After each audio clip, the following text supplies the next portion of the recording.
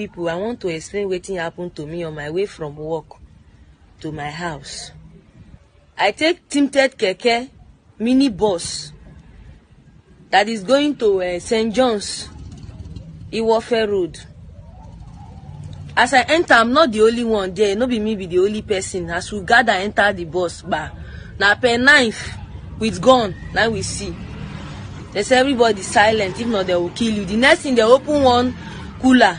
Human being pass, breast, everything they inside with ice block.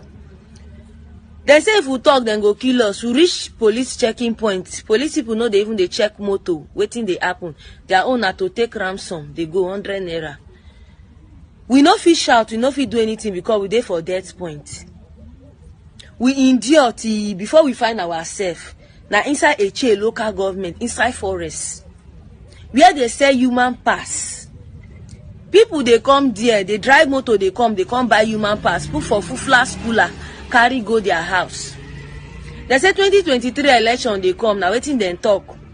When I hear things they happen, people they die every day. People they die every day for Nigeria. People they miss every day for Nigeria. See what thing them do to me. See what thing them do to me. Then carry me on Sunday, which is on the 23rd of May. They released me around 8. After they said my people should pay. Endure till before we find ourselves. Now inside a local government, inside forest, where they sell human pass. People they come there, they drive motor, they come buy human pass, put for fufla cooler, carry go their house. They say 2023 election they come, now waiting then talk. When I hear things they happen, people they die every day. People they die every day for Nigeria. People they miss every day for Nigeria. See what thing then do to me. See what thing then do to me. Then carry me on Sunday, which is on the 23rd of May.